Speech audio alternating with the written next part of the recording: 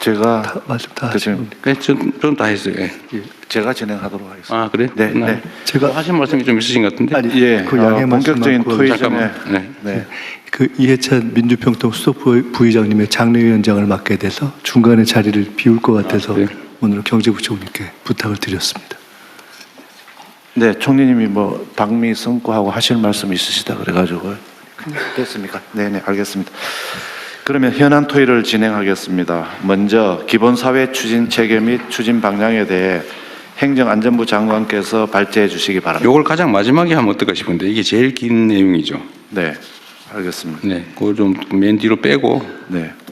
네, 그러면 다음 순으로 가시죠. 다음은 특사경 도입 확대 논의에 대해 법무부 장관께서 발제해 주시기 바랍니다. 예, 법무부 장관입니다.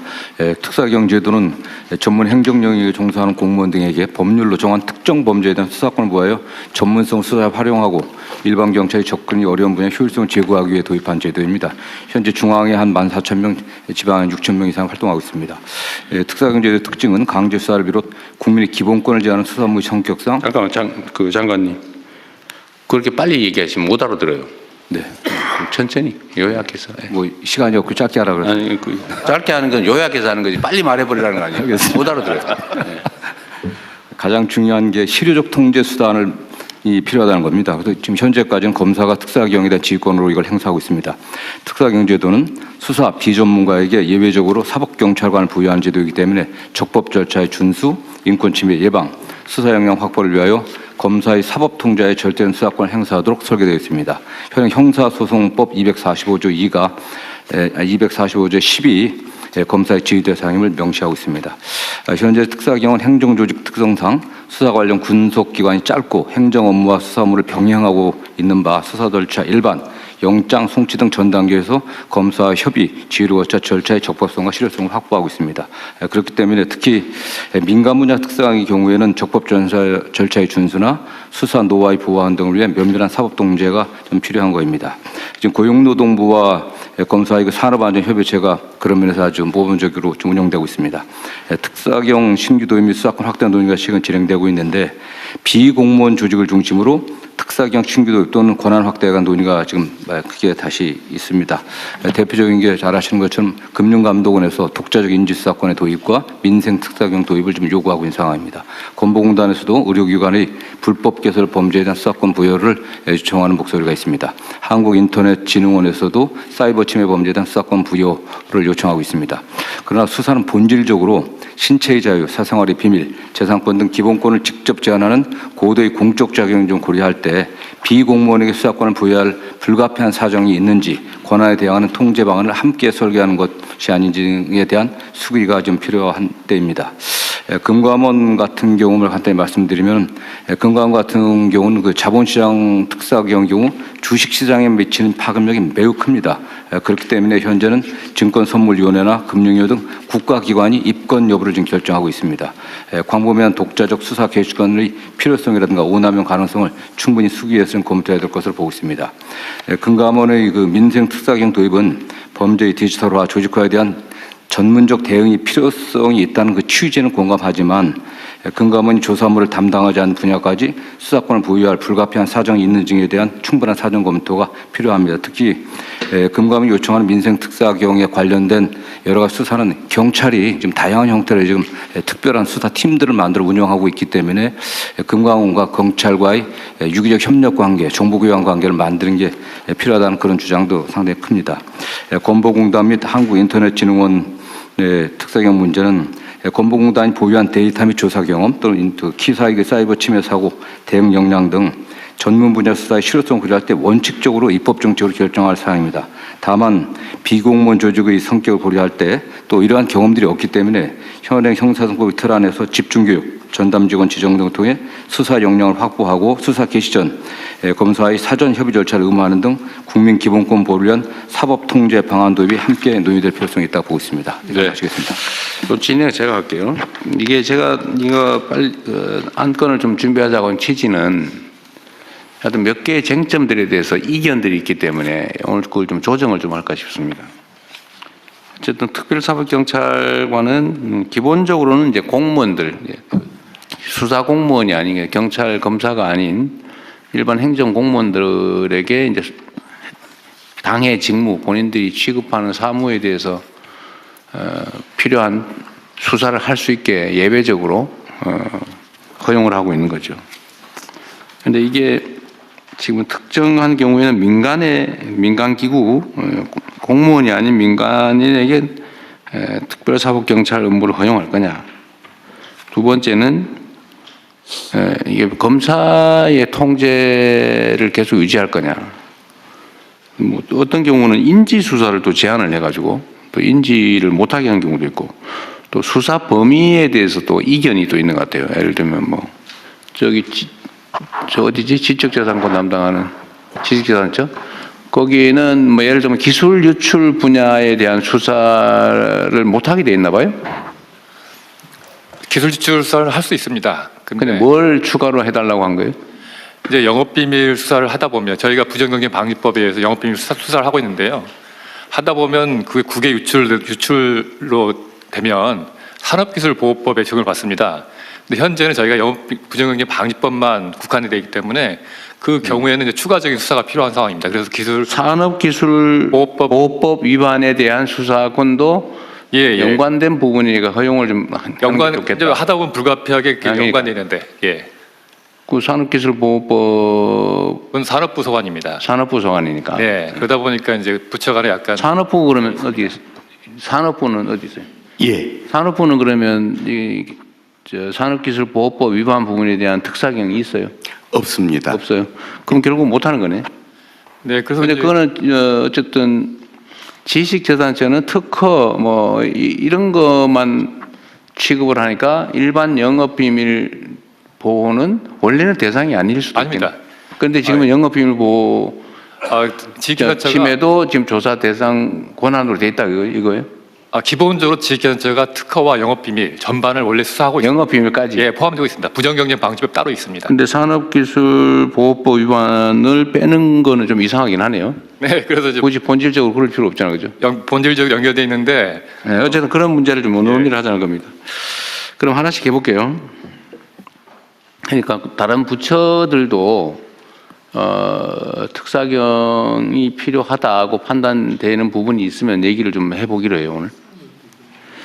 우선은 지금 수사 기소 분리 논란이 있는데 지금 특사경에 대해서 지휘권을 검사에게 이 특사경은 남겨놔야 되는 거 아니냐라고 하는 주장도 있고 이걸 왜 예외로 하냐. 각 특사경에 대한 지휘권은 관련 기관장이나 아니면 관련 부처청에다가 맡기면 되지 않냐. 공무원 조직의 책임자에게. 요 논란이 있는 거예요. 그죠? 그런데 법무부는 어쨌든 이거는 비전문가들이 수사를 하는 거니까 네네. 검찰의 통제를 받아야 된다고 하는데 저는 좀 생각이 죄송하긴 한데 수사경찰관, 경찰도 어차피 그런 식의 시각이면 비전문가에게 마찬가지인데 예를 들면 일반 모든 형사법 위반에 대해서 수사를 하는 경찰이 수사를 맡은 경찰일 뿐이지 그 수사 전문가라고 할 수는 없잖아. 그죠? 네네. 뭐 교통경찰 하다가 수사도 하고 막 그러니까. 그런데 예를 들면 지금 다른 부처의 예를 들면 지식재산처도 그렇고 뭐 여러 군데 있는데 환경 관련된 지방 정부들도 있고 그 사람들도 어차피 권한이 부여되면 그 부분을 어쨌든 숙지를 해가지고 교육을 받든지 숙지를 해서 수사를 하게 되면 경찰과 다를 바가 없잖아요. 근데 왜 구조적으로 그건 검사의 지휘를 받아야 되는 거죠? 그러니까 그 행정기관의 행정작용하고 수사는 사법작용입니다. 수사라고 하는 사법작용은 궁극적으로 목적이 기소해서 처벌하는 겁니다. 그런 행정청의 행정작용, 조사작용, 조사는 좀 내용이 그 목적이 다르기 때문에 최종적으로 기소를 목적으로 하려고 하면 조사 단계에서부터 수사를 한다고 하면은 증거를 적법하게 수집해갖고 그 적법한 증거 능력을 갖춘 증거를 갖고 기소를 해야 되지 않겠습니까? 그렇기 때문에 최초 단계부터 법률 전문가의 어떤 지휘를 받지 않게 되면 또는 조언을 받지 않게 되면은 증거 수집 단계부터 문제가 되고요. 또 법률 구성에서 굉장히 어려운 점들이 많습니다. 대개 뭐 자본시장 범죄라든가 또는 뭐 중대재해처벌법 같은 경우로 법률적 구성이 굉장히 어려운 것들이 많기 때문에 그거는 뭐 해당 그 사경에서도 요청하고 있는 게 현실입니다. 그러니까 일반 사법 경찰하고 검사의 관계에서도 똑같은 문제가 발생하는데 검사라고 해서 뭐 자본시장 전문가는 아닌 거고 네네. 그걸 전문적으로 연구를 하면 이제 전문가가 되는 건데 그 사법 경찰을 하고 검사 관계하고 예를 들면 지식재산처의 영업비밀이나 특허 뭐 이런 거를 조사하는 특별사법경찰하고 검사하고 관계가 왜 다르죠? 일반 사법경찰관들은 기본적으로 수사를 하고 있는 게 일상적으로 수사를 하고 있는 거 아니겠어요? 여기도 마찬가지잖아요. 일상적으로 저기 그 해당되는 부분을 그런 대개는 그게 다른 행정적인 업무와 같이 병행되고 있습니다. 그 과정에서 어떤 범죄의 단서를 잡는 거죠. 아니 저기 그것만 전담하고 전담하는 많지 않습니다. 특별사법경찰이 지정이 되면 그거만 해요. 네, 전담하고 있습니다. 네. 네, 수사만 전담하고 원래 전담해요. 지방정부도 마찬가지. 환경 담당 특별사법경찰 그러면 그거만 해요. 그런데 수사관들이요, 경찰이나 검찰의 수사관들은 계속 수사만 하지만 특별사법경찰관들이 그 직위에서 왔다 계속 갔다 긴급하고 올라가는 게 아니고요. 일정 기간 근무하다가 딴 데로 갑니다. 대개는요. 뭐 그러긴 한데 경찰도 굳이 따지면 교통경찰하다가 경비경찰하다가 정보경찰하다가 왔다 갔다 해요. 물론 잘 안 하죠. 전문성을 보장해 주려고. 근데 그건 논리적인 얘기는 아닌데 현실이 그렇다는 것 뿐이죠. 근데 근속 연한이 짧다는 것은 굉장히 그 수사 능력의 제한을 정도 준- 그런 차이가 있다. 네. 어쨌든 이거는 지금 검경 수사권 분리와 관계에 대해서 꽤 복잡한 논쟁거리여서 네. 그냥 이 정도 하고 요 수사 특사경에 대한 지휘 권한을 검찰에 줄 건지 검찰은 통제는 하니까 뭐 영장 청구하면 영장에 대해서 만약에 인지 수사에 대해서 통제가 필요하면 뭐 보고 정도는 할 수 있겠죠. 근데 예를 들면 금감원 같은 경우는 인지 수사를 못하게 해놨다면서요. 그건 더 문제죠. 금감원은 금융위 네, 의원입니다. 금융위에서 이 상황을 파악했는지 모르겠는데 뭐 금감원하고 관계가 조금 뭐 미묘하긴 합니다만 네. 어쨌든 거기 감독기관 네, 맞습니다. 감독기관인가 상위기관인가 네, 지도 감독 상위기관입니다. 감독기관인 거죠? 네, 네, 맞습니다. 네. 그런데 지금 금감원의 고유 사무에 관해서 형사처벌법 조항 위반이면 수사를 하죠. 지정된 특별사법경찰관이 있죠. 네, 있습니다. 있는데 네. 인지를 못하게 해놨다고 그러더라고요. 네. 그런데 그럼 인지를 못하게 하면은 어떻게 합니까? 그럼 검찰에 보고해가지고 검찰이 인지해라 그러면 하는 거예요? 아니면 검찰이 지금, 인지하면 예, 지금도 인지를 하면 조사가 들어갑니다. 그래서 그 조사를 한 뭐 후에 어디 인지를 못하게 돼 있다던데 승인을 받아라 그랬던가? 네, 이거 약간 다른 차원. 인증을 해서 조사를 하는데 그걸 이제 증선위에 올려서 거기서 검찰로 보내면 그 검찰에서 다시 지휘를 받아서 내려오는 그 인지의 승인을 받아야 된다고? 네네 그런 절차 흐름이고요. 아예 그것 말고 그냥 인지를 해갖고 조사해서 바로 수사로 갈 수 있게 거치지 근데 않고 왜 인지를 못하게 했어요? 그거는 이제 아까 말씀하신 대로 금감원은 이제 민간인 조직이니까 15년 8월에 이 제도가 도입되면서 국회에서 논의를 하면서 여러 가지 우려가 있었습니다. 이 특사경이라는 제도를 이제 처음으로 민간한테 주는데 그럴 때 이제 공권력의 남용이라든지 국민 법감정 이런 걸 생각해서 이걸 어떻게 설계해야 될 거냐 그러면서 조금 그런 측면에서 요 인지수사권 자체로 하는 거 그거는 살짝 조정을 해놓은 그런 상황입니다. 이게 지금 특별사법경찰 도입 취지는 검사나 경찰이 이 수사를 다 감당도 못할 뿐만 아니라 그 해당 분야는 특수한 전문성이 있는 분야라서 그 업무를 담당하는 공직자 또는 어쨌든 민간 기구에게 조사나 행정을 하는 과정에서 필요하면 그 법 절차를 지키게 하기 위해서 신속하게 전문적으로 하기 위한 제도잖아, 그죠? 예, 그렇습니다. 네. 그런데 그걸 왜 예를 들면 우리 사회에 우리가 형벌 조항을 최대한 이제 없애는 작업을 곧 할 거잖아요. 그 부당한 형벌 조항을 최대한 없애고 정말로 형사처벌을 가해야 될 주요한 조항들을 위반한 범죄 행위가 있다면 범법 행위가 있다면 그거는 공무원뿐만 아니라 일반 시민들도 사실은 현행범 체포할 수 있는 거잖아요. 이론적으로. 그죠? 현행범 체포할 수 있습니다. 현행범이면 일하면. 네. 근데 그 업무를 담당하고 있는 행정기관 공무원 또는 그 승인받은 금감원 같은 전문적 단체, 공무를 위임받은 단체니까 사실은 준 공무기관이죠. 그런 데서 법이 위반된 거를 조사를 해서 불법을 교정하는 거를 굳이 검사만이 승인할 수 있다. 그거 이상하지 않습니까? 뭐 잘못된 거는 고쳐야 되는 거 아니에요?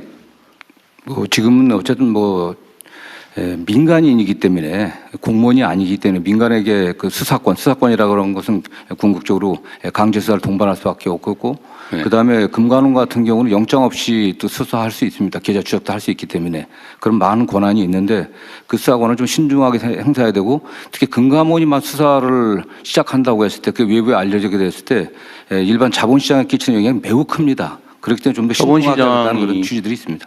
막 금감원이 그 권한을 남용하거나 아니면 웬만하면 덮어서 넘어갈 일을 마구 들쑤셔가지고 범법 행위를 찾아낸다. 그럴 거면 불안해질 수 있다. 그런 비슷한 취지 같은데. 그렇기 때문에 증권선물위원회 의결과 그 선물위원장의 그 아니 법을 뭐 누구든 다 지켜야지 그거를 적당히 덮어놨다가 그 지금도 그 패스트트랙 제도가 있습니다. 아무나라도 불법은 교정해야 되는 거 아닌가요? 근데 민간이 나서 갖고서 직접적인 어쨌든 그 통제는 수는 없는 적절히 하겠죠. 예를 들면 뭐 그 강제 수사는 당연히 검사만 할 수 있고 승인해야 되니까 검사가 영장 청구를 해줘야 되니까 뭐 신청한다고 되는 건 아니잖아요, 그죠? 강제 수사의 강제력 행사에 대해서는 어차피 이제 통제 시스템이 계속 유지될 거고. 그래서 건강보험공단 어디